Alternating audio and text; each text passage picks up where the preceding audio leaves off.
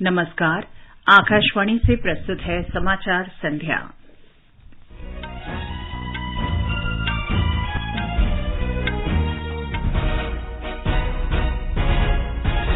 प्रधानमंत्री नरेंद्र मोदी ने गुजरात में अहमदाबाद में केंद्र राज्य विज्ञान सम्मेलन का उद्घाटन किया। कहा, देश चौथी औद्योगिक क्रांति की ओर अग्रसर।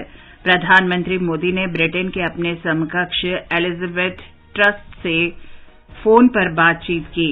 2030 कार्य योजना को लागू करने सहित आपसी हित के विभिन्न मुद्दों पर विमर्श हुआ। वाणिज्य और उद्योग मंत्री पीयूष गोयल ने कहा, भारत और अमेरिका के बीच आर्थिक संबंध और कार्यनीतिक भागीदारी मजबूत हुई।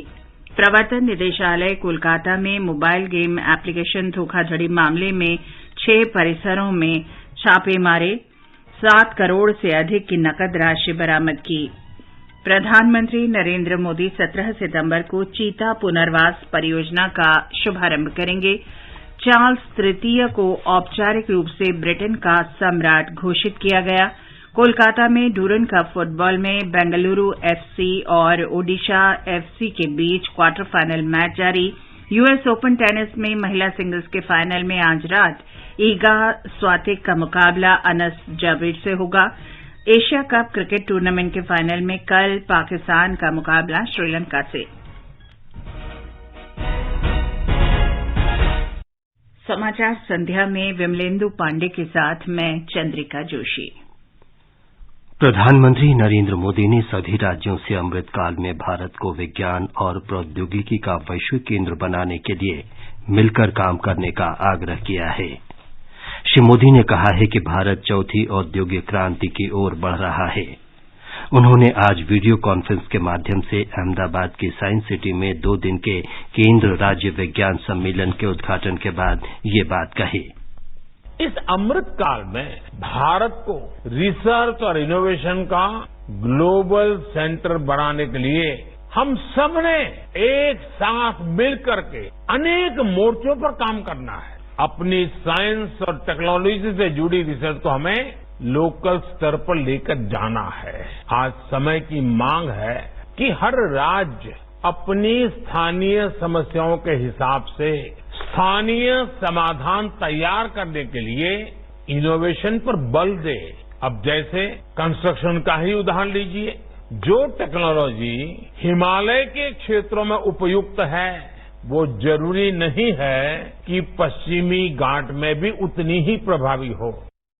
प्रधानमंत्री ने कहा कि उनकी सरकार विज्ञान आधारित विकास की दिशा में काम कर रही है।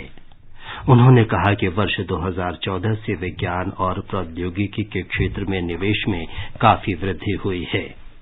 प्रधानमंत्री ने कहा कि जब देश अपने वैज्ञानिकों की उपलब्धियों का जश्न मनाता है तो विज्ञान समाज और संस्कृति का हिस्सा बन जाता है। हमने अपने वैज्ञानिकों के काम को उतना सेलिब्रेट नहीं किया जितना किया जाना चाहिए था। इस वजह से साइंस को लेकर हमारे समाज के एक बड़े हिस्से में उदासीनता का भाव पैदा हो गया। जब हम अपने वैज्ञानिकों की उपलब्धियों को सेलिब्रेट करते हैं तो साइंस हमारे समाज का स्वाभाविक हिस्सा बन जाती है, वो पार्ट ऑफ कल्चर बन जाती है। इसलिए सबसे पहला आग्रह मेरा यही है, आप सभी राज्यों से आए हुए लोग हैं, हम अपने देश के वैज्ञानिकों की उपलब्धियों को जम करके सेलिब्रेट करें। श्री नरेंद्र मोदी ने कहा कि आज का नया भारत जय जवान, जय किसान, जय विज्ञान और जय अनुसंधान के मंत्र के साथ आगे बढ़ रहा है। जब ज्ञान और विज्ञान से हमारा परिचय होता है तो संसार की सभी समस्याओं और संकटों से मुक्ति का रास्ता अपने आप खुल जाता है। समाधान का, सॉल्यूशन का, इवोल्यूशन का और इनोवेशन का आधार विज्ञान ही है। इसी प्रेरणा से आज का नया भारत जय जवान, जय किसान, जय विज्ञान के साथ ही जय अनुसंधान का आह्वान करते हुए आगे बढ़ रहा है।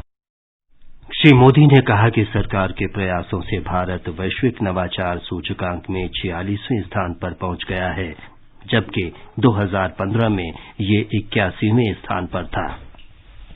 सरकार के प्रयासों से आज भारत ग्लोबल इनोवेशन इंडेक्स में 46वें स्थान पर है, जबकि 2015 में 81 नंबर पर था। इतने कम समय में हम 81 से 46 तक आए हैं, लेकिन यहां रुकना नहीं है, अभी और ऊपर जाना है। आज भारत में रिकॉर्ड संख्या में पेटेंट हो रहे हैं, नए नए इनोवेशन हो रहे हैं। आज इस कॉन्क्लेव में इतने सारे स्टार्टअप साइंस के सेक्टर से हमारे यहाँ आए हैं। देश में स्टार्टअप की लहर बता रही है कि बदलाव कितनी तेजी से आ रहा है। सम्मेलन का आयोजन नवाचार और उद्यमिता को बढ़ावा देने में केंद्र राज्य समन्वय और सहयोग तंत्र को मजबूत करने के लिए किया गया है। प्रधानमंत्री नरेंद्र मोदी ने एलिजाबेथ ट्रस को ब्रिटेन के प्रधानमंत्री का पदभार संभालने पर बधाई दी है। टेलीफोन पर बातचीत में दोनों नेताओं ने भारत और ब्रिटेन की व्यापक कार्यनीतिक साझेदारी को और मजबूत करने पर बल दिया। श्री मोदी और ब्रिटेन की प्रधानमंत्री श्रीमती ट्रस ने आपसी हित के मुद्दे सहित मुक्त व्यापार समझौता वार्ता वर्ष 2030 तक की कार्य योजना, रक्षा और सुरक्षा सहयोग जैसे मुद्दों पर विचार विमर्श किया। श्री मोदी ने भारत और ब्रिटेन के संबंधों को मजबूत करने में पूर्व सरकार में श्रीमती एलिजाबेथ ट्रस के व्यापार और विदेश मंत्री के तौर पर योगदान की सराहना की। प्रधानमंत्री नरेंद्र मोदी ने महारानी एलिजाबेथ द्वितीय के निधन पर भारत के लोगों की ओर से शाही परिवार और ब्रिटेन के लोगों के प्रति गहरी संवेदना प्रकट की। ब्रिटेन में सेंट जेम्स पैलेस ने चार्ल्स तृतीय को आज औपचारिक रूप से ब्रिटेन का नया राष्ट्राध्यक्ष घोषित किया। वरिष्ठ राजनेताओं, न्यायाधीशों और अधिकारियों की उत्तराधिकार परिषद ने आज बैठक में महारानी एलिजाबेथ द्वितीय के निधन के बाद चार्ल्स तृतीय को उनका उत्तराधिकारी घोषित किया। ऐतिहासिक समारोह का पहली बार टेलीविजन पर प्रसारण किया गया। प्रीवी काउंसिल के 200 सदस्यों ने बैठक में हिस्सा लिया। इसमें पूर्व प्रधानमंत्री Boris Johnson, Theresa May, David Cameron, Gordon Brown, Tony Blair और जॉन मेजर उपस्थित थे। उत्तराधिकारी की घोषणा होने के बाद सम्राट चार्ल्स ने प्रीवी काउंसिल के साथ बैठक की। वाणिज्य और उद्योग मंत्री पीयूष गोयल ने भारत और अमेरिका के बीच आर्थिक संबंधों और कार्यनीतिक भागीदारी को मजबूत करने की दिशा में प्रयास जारी रखने की इच्छा दोहराई है। वे लॉस एंजलिस में आज भारत अमेरिका कार्यनीतिक भागीदारी मंच द्वारा आयोजित एक कार्यक्रम को संबोधित कर रहे थे। भारत की विकास गाथा का उल्लेख करते हुए श्री गोयल ने कहा कि इस वर्ष 2 मुक्त व्यापार समझौतों को पहले ही अंतिम रूप दिया जा चुका है और इस वर्ष के अंत तक 2 और ऐसे समझौते होने की संभावना है। श्री गोयल ने कहा कि भारत दुनिया भर के देशों के साथ अपने संबंधों का विस्तार कर रहा है।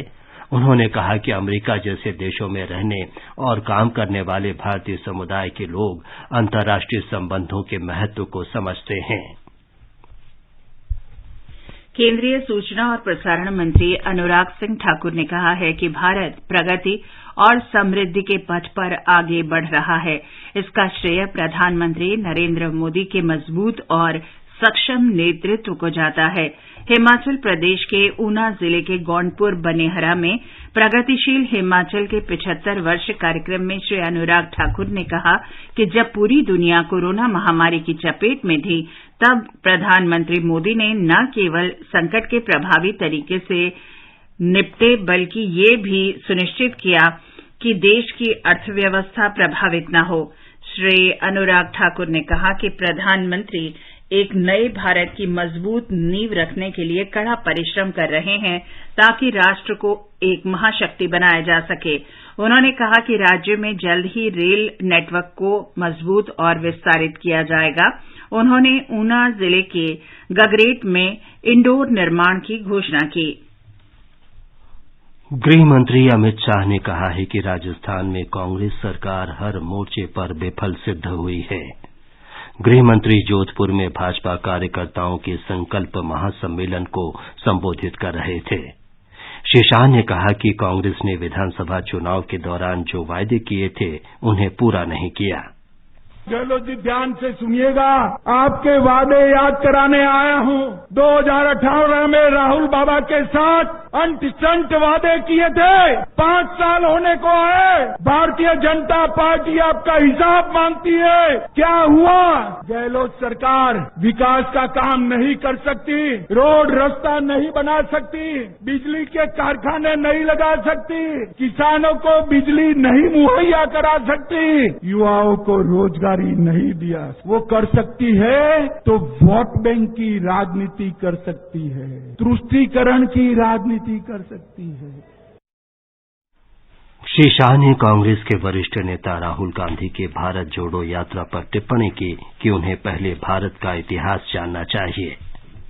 अभी ये वो राहुल बाबा भारत जोड़ो यात्रा लेकर निकले हैं, विदेशी जर्सी पहनकर, विदेशी टी शर्ट पहनकर भारत जोड़ने निकले हैं। मित्रों, मैं उनको और कांग्रेसियों को उनका संसद का भाषण का एक वाक्य याद कराता हूँ, भारत राष्ट्र है ही नहीं। अरे राहुल बाबा, किस किताब में पढ़े हो? ये तो वो राष्ट्र है जिसके लिए लाखों लाखों लोगों ने अपने सर कटवाकर भूमि को लाल करने का काम कर दिया। ये राहुल बाबा भारत जोड़ने निकले हैं। मुझे लगता है उनको भारत का इतिहास पढ़ने की जरूरत है। श्री अमित शाह ने भाजपा के अन्य राष्ट्रीय पिछड़ा वर्ग समिति के समापन समारोह को संबोधित किया। श्री अमित शाह ने जैसलमेर में भारत पाकिस्तान सीमा के निकट तनोट माता मंदिर परिसर में पर्यटन विकास परियोजना की आधारशिला रखी। इससे सीमावर्ती इलाके में पर्यटन सुविधाओं का विकास होगा। तनोट में श्री शाह ने बलिदानी सैनिकों के सम्मान में विजय स्तंभ पर श्रद्धांजलि अर्पित की। उन्होंने तनोट माता के मंदिर में पूजा अर्चना भी की। ये समाचार हमारी वेबसाइट newsonair.com/hindi और हमारे mobile app news on AIR पर भी उपलब्ध हैं। क्या आप पशुपालन, डेयरी उद्योग या पशु नस्ल सुधार कार्यक्रम से जुड़े हैं? तो ये है एक मौका आपके लिए राष्ट्रीय गोपाल रत्न पुरस्कार जीतने का। माननीय प्रधानमंत्री जी के नेतृत्व में राष्ट्रीय गोकुल मिशन के अंतर्गत देश भर के डेयरी किसानों, सहकारी डेयरी संगठन, FPO या दूध उत्पादन कंपनियों और AI टेक्नीशियंस के अमूल्य योगदान को सराहने और प्रोत्साहित करने के लिए आयोजित राष्ट्रीय गोपाल रत्न पुरस्कार 2022, जिनमें प्रमाण पत्र और स्मृति चिन्ह के साथ हर एक विजेता को मिलेगी 2 लाख से 5 लाख रुपए तक की पुरस्कार राशि। आप आवेदन www.awards.gov.in पर स्वयं भर सकते हैं या अपने नजदीकी कॉमन सर्विस सेंटर, सहकारी समितियों या अपने पशु चिकित्सक की सहायता ले सकते हैं। आवेदन की अंतिम तिथि है 30 सितंबर 2022। समाचार संध्या में आपका फिर स्वागत है। प्रवर्तन निदेशालय ईडी ने आज कोलकाता में मोबाइल गेम एप्लीकेशन संबंधित जांच के सिलसिले में 6 परिसरों में तलाशी अभियान चलाया। तलाशी के दौरान परिसर से 7 करोड़ रुपए से अधिक की राशि बरामद हुई है। आमिर खान नाम के एक व्यक्ति ने जनता को धोखा देने के उद्देश्य से ई-नगेट्स नाम के मोबाइल गेमिंग ऐप की शुरुआत की थी। उपयोगकर्ताओं को कमीशन और शेष राशि को बिना किसी परेशानी के निकालने का विकल्प दिया गया। इससे उपयोगकर्ताओं ने ज्यादा कमीशन के लालच में बड़ी राशि निवेश करनी शुरू कर दी। प्रवर्तन निदेशालय ने आईपीसी की विभिन्न धाराओं के अंतर्गत प्राथमिकी के आधार पर तत्काल मामला दर्ज किया है। स्वास्थ्य राज्य मंत्री भारती प्रवीण पवार ने कहा है कि केंद्र सरकार ग्राम स्तर पर लोगों को स्वास्थ्य सुविधाएं उपलब्ध कराने के अनेक प्रयास कर रही है। तेलंगाना में भुवनगिरी जिले में यदाद्री के बीवी नगर में अखिल भारतीय आयुर्विज्ञान संस्थान एम्स में अल्ट्रासाउंड स्कैनर और एक्सरे जैसे मेडिकल उपकरणों के लोकार्पण के अवसर पर उन्होंने ये बात कही। उन्होंने कहा कि एम्स जैसे उच्च मेडिकल संस्थानों की संख्या पिछले कुछ वर्षों में 6 से बढ़कर 22 हो गई है। आदरणीय प्रधानमंत्री श्री नरेंद्र भाई मोदी जी के नेतृत्व में लगातार अच्छी गुणवत्तापूर्वक शिक्षा और लोगों की सुविधा, इस हेतु से जहां पहले 6 एम्स थे, आज लगभग 22 एम्स भारत में बनाए जा रहे हैं। तो लोगों की सुविधा के लिए एम्स का काम आगे बढ़ रहा है। लगभग 1100 करोड़ से भी ज्यादा बजट केंद्र सरकार ने दिया है। नए इक्विपमेंट पेशेंट और एजुकेशन के लिए यहाँ आवंटित किए गए हैं और आगे आने वाले दिनों में ये जो इंफ्रास्ट्रक्चर जल्दी बनने के लिए केंद्र सरकार लगातार प्रतिबद्ध है। श्रीमती भारती ने कहा कि अब गांव में भी स्वास्थ्य सुविधाएं उपलब्ध कराने के लिए केंद्र सरकार काम कर रही है। आगे बढ़ने से पहले मुख्य समाचारों पर एक नजर। प्रधानमंत्री नरेंद्र मोदी ने गुजरात में अहमदाबाद में केंद्र राज्य विज्ञान सम्मेलन का उद्घाटन किया। श्री मोदी ने कहा, देश चौथी औद्योगिक क्रांति की ओर अग्रसर। प्रधानमंत्री मोदी ने ब्रिटेन की प्रधानमंत्री एलिजाबेथ ट्रस से फोन पर बातचीत की। 2030 की कार्य योजना को लागू करने सहित आपसी हित के विभिन्न मुद्दों पर विचार विमर्श हुआ। वाणिज्य और उद्योग मंत्री पीयूष गोयल ने कहा, भारत और अमेरिका के बीच आर्थिक संबंध और कार्यनीतिक भागीदारी मजबूत हुई। प्रवर्तन निदेशालय कोलकाता में मोबाइल गेम एप्लीकेशन धोखाधड़ी मामले में 6 परिसरों पर छापे मारे। 7 करोड़ रुपए से अधिक की नकद राशि बरामद की। प्रधानमंत्री नरेंद्र मोदी 17 सितंबर को चीता पुनर्वास परियोजना का शुभारंभ करेंगे। चार्ल्स तृतीय को औपचारिक रूप से ब्रिटेन का सम्राट घोषित किया गया। कोलकाता में डूरंड कप फुटबॉल में बेंगलुरु एफसी और ओडिशा एफसी के बीच क्वार्टर फाइनल मैच जारी। यूएस ओपन टेनिस में महिला सिंगल्स के फाइनल में आज रात ईगा श्वांतेक का मुकाबला अनस जाबिर से होगा और एशिया कप क्रिकेट टूर्नामेंट के फाइनल में कल पाकिस्तान का मुकाबला श्रीलंका से होगा।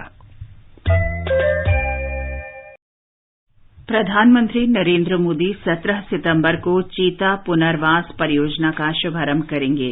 ओडिशा में भुवनेश्वर चिड़ियाघर के निदेशकों के राष्ट्रीय सम्मेलन में केंद्रीय पर्यावरण, वन और जलवायु परिवर्तन मंत्री भूपेंद्र यादव ने ये बात कही। उन्होंने बताया कि इस परियोजना के लिए नामीबिया से चीता लाया जाएगा। श्री भूपेंद्र यादव ने कहा कि पृथ्वी पर जीवन की निरंतरता समुद्री संसाधनों के संरक्षण पर निर्भर करती है।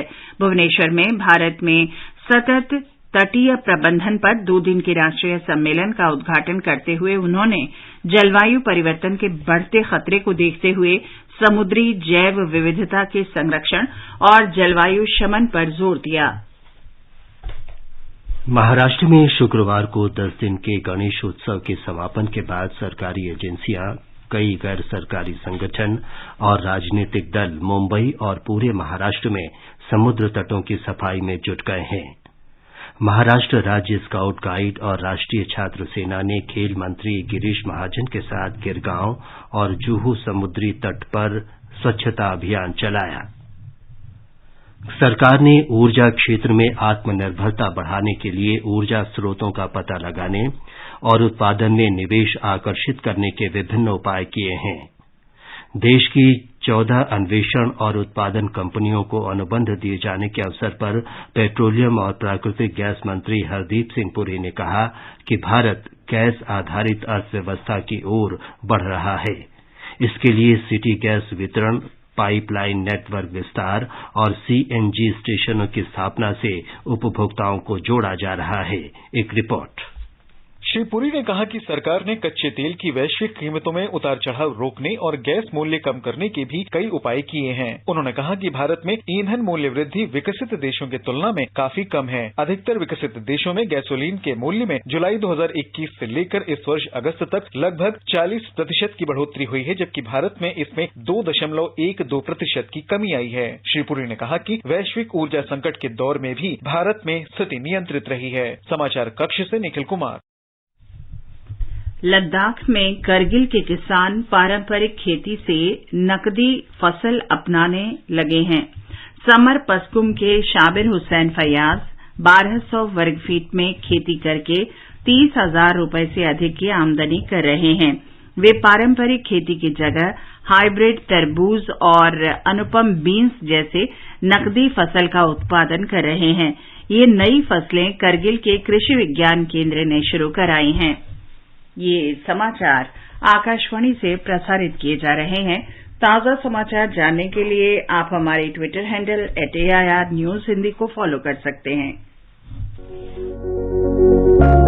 आकाशवाणी आपके लिए लेकर आया है कार्यक्रम एक कदम और बुजुर्गों के लिए, हर रविवार रात 9:30 बजे FM गोल्ड पर। रविवार 11 सितंबर को प्रसारित होने वाले अंक का विषय है बुजुर्ग और शिक्षा। ये आकाशवाणी है। भारत का सबसे बड़ा लोक सेवा प्रसारक आकाशवाणी देश की स्वतंत्रता के बाद पिछले 75 वर्षों से लोगों तक सूचना और समाचार पहुंचा रहा है। आकाशवाणी समाचार आजाद भारत के बाद आकाशवाणी के साथ श्रृंखला में स्वतंत्रता के 75 वर्ष पूरे होने का उत्सव मना रहा है। ये कार्यक्रम आकाशवाणी के माध्यम से जीवन के विभिन्न क्षेत्रों में स्वतंत्रता के बाद भारत की यात्रा के बारे में जानकारी देता है।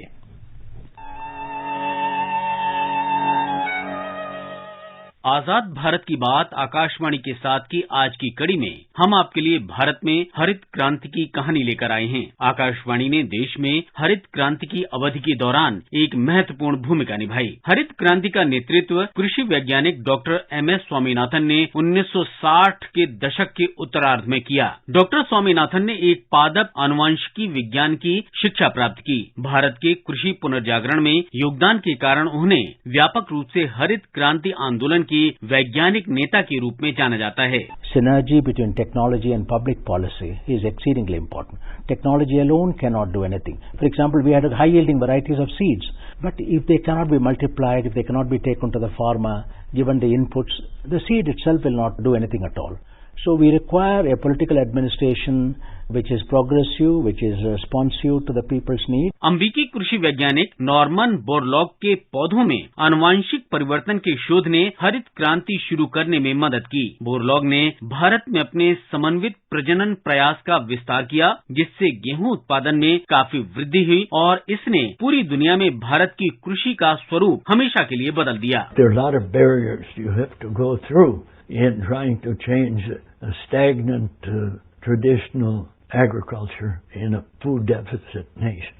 Everybody says the peasant farmer in these countries is resistant to change. That's not true. If he sees demonstrated on his own land that package of technology can double, triple, quadruple like happened in India and later in China. वर्ष 1965 में उत्तर प्रदेश के तत्कालीन इलाहाबाद में एक जनसभा को संबोधित करते हुए तत्कालीन प्रधानमंत्री लाल बहादुर शास्त्री ने भारत की रक्षा के लिए सैनिकों को प्रोत्साहित करने के लिए जय जवान जय किसान का नारा दिया। शास्त्री जी ने साथ ही साथ किसानों को खाद्यान्न का उत्पादन बढ़ाने के लिए अपना सर्वश्रेष्ठ प्रयास करने के लिए प्रोत्साहित किया, ताकि देश की आयात पर निर्भरता कम हो सके। आज हमारे देश के लिए जरूरी एक जय जवान और एक जय किसान, और फिर उसी से सारे देश का एक जय हिंद का नारा लगता है। आपसे आशा करूंगा कि आप उसे दोहराएंगे। एक तो जय जवान, जय जवान, जय किसान, जय किसान, जय हिंद। भारत ने आज डिजिटल कृषि में एक बड़ी छलांग लगाई है। केंद्र सरकार की महत्वाकांक्षी योजनाओं द्वारा समर्थित नए युग के भारतीय किसान को अब big data, artificial intelligence, blockchain, remote sensing, drone और नई तकनीकों जैसे अत्याधुनिक सक्षम कृषि तकनीक के साथ सशक्त बनाया जा रहा है। आकाशवाणी के माध्यम से किसानों को प्रधानमंत्री कृषि सिंचाई योजना, हर खेत को पानी, प्रति बूंद अधिक फसल जैसी सरकारी योजनाओं से अवगत कराया जाता है, जिसमें उभरती हुई सूक्ष्म सिंचाई प्रौद्योगिकियां, आर्टिफिशियल इंटेलिजेंस से युक्त जल संरक्षण तकनीक और जलवायु सापेक्ष बीजों की किस्में शामिल हैं। आकाशवाणी ने देश भर के 96 केंद्रों से प्रसारित किसान वाणी कार्यक्रम के शुभारंभ के साथ कृषि प्रसारण की अपनी गतिविधियों को तेज कर दिया है। कृषि कार्यक्रम विभिन्न केंद्रों से क्षेत्रीय और स्थानीय बोलियों में प्रसारित किए जाते हैं। स्थानीय रेडियो स्टेशन भी ग्रामीण विकास पर नियमित कार्यक्रम प्रसारित करते हैं। मुकेश कुमार, आकाशवाणी समाचार, दिल्ली।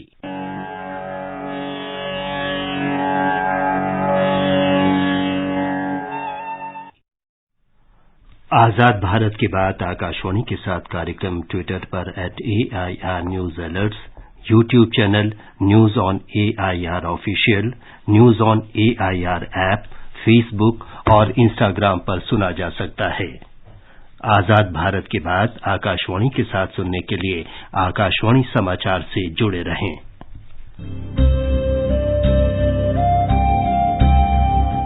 आजाद भारत की बात आकाशवाणी के साथ स्वतंत्रता के 75 वर्ष का उत्सव, जीवंत यात्रा की स्मृतियां, स्वतंत्र भारत की उपलब्धियां और कुछ रोमांचक पल सुनना न भूलें। आकाशवाणी के FM गोल्ड चैनल 100.1 मेगाहर्ट्ज और दूसरे चैनलों पर 15 अगस्त से प्रतिदिन प्रसारित श्रृंखला आजाद भारत की बात आकाशवाणी के साथ।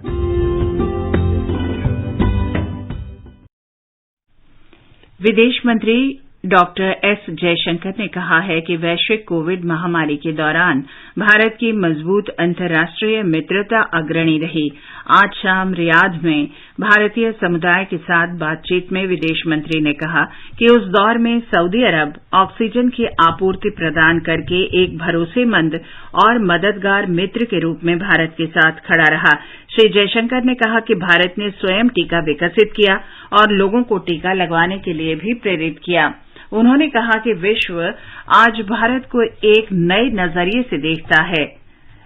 उन्होंने कहा कि वंदे भारत मिशन के अंतर्गत महामारी के दौरान दुनिया भर से 7 करोड़ से अधिक लोगों को वापस लाया गया। डॉक्टर जयशंकर सऊदी अरब की 3 दिन की यात्रा पर आज शाम रियाद पहुंचे। कोलकाता में डूरंड कप फुटबॉल टूर्नामेंट के दूसरे क्वार्टर फाइनल में ताजा समाचार मिलने तक बेंगलुरु फुटबॉल क्लब ने अतिरिक्त समय में ओडिशा फुटबॉल क्लब पर 1-0 की बढ़त बना ली है। निर्धारित समय तक दोनों टीमें कोई गोल नहीं कर सकी थीं। अमेरिकी ओपन टेनिस टूर्नामेंट के महिला सिंगल्स के फाइनल में आज रात पोलैंड की ईगा श्वांतेक का मुकाबला ट्यूनीसिया की अनस जाबीर से होगा। दोनों खिलाड़ी पहली बार इस टूर्नामेंट के फाइनल में पहुंची हैं। पुरुष सिंगल्स के खिताबी मुकाबले में कैस्पर रूड और कार्लोस अल्कराज सोमवार को आमने सामने होंगे। एशिया कप क्रिकेट टूर्नामेंट के फाइनल में कल पाकिस्तान का मुकाबला श्रीलंका से होगा। दुबई इंटरनेशनल क्रिकेट स्टेडियम में मैच भारतीय समय के अनुसार शाम 7:30 बजे से खेला जाएगा। प्रधानमंत्री मत्स्य संपदा योजना के आज 2 वर्ष पूरे हो गए हैं। इस योजना के अंतर्गत वर्ष 2024-25 के अंत तक 68 लाख रोजगार सृजन की परिकल्पना की गई है।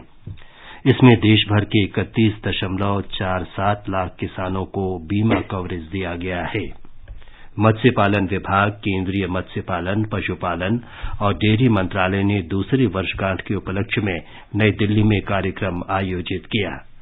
कार्यक्रम में मत्स्य पालन पशुपालन मंत्री परषोत्तम रूपाला मुख्य अतिथि थे।